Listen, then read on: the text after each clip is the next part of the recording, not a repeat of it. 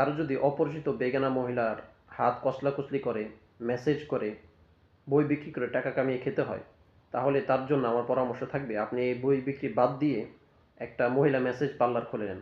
সেখানে আপনি টাকাও কামাতে পারবেন এবং সাথে সাথে মজাও পাবেন। কেননা বই কখনো সমাজে অশ্লীলতা ছড়িয়ে পড়ুক এটা চায় না বা এটা শিক্ষাও দেয় না।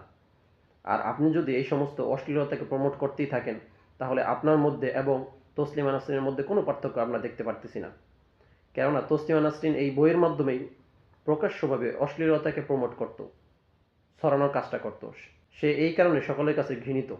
আর আপনিও বইয়ের মাধ্যমে অশ্লীলতাকে প্রমোট না করলেও বই বিক্রি করতে যেয়ে যে সমস্ত কাজ করতেছেন সেটা তসলিমা নাসরিনের চেয়েও মারাত্মক। তাই আমার পরামর্শ থাকবে আপনি যদি এই অশ্লীলতাকে ছাড়তে না পারেন, এই সমস্ত কাজকে আপনি সমাজে প্রমোট করেন, যুবকদের উদ্বুদ্ধ করেন, তাহলে আপনার একটা স্পেশালিস্ট মহিলা মেসেজ পার্লার দেওয়া দরকার। সেখানে আপনি মজাও পাবেন, সাথে সাথে সমাজটা আপনার থেকে রেহাই পাবে।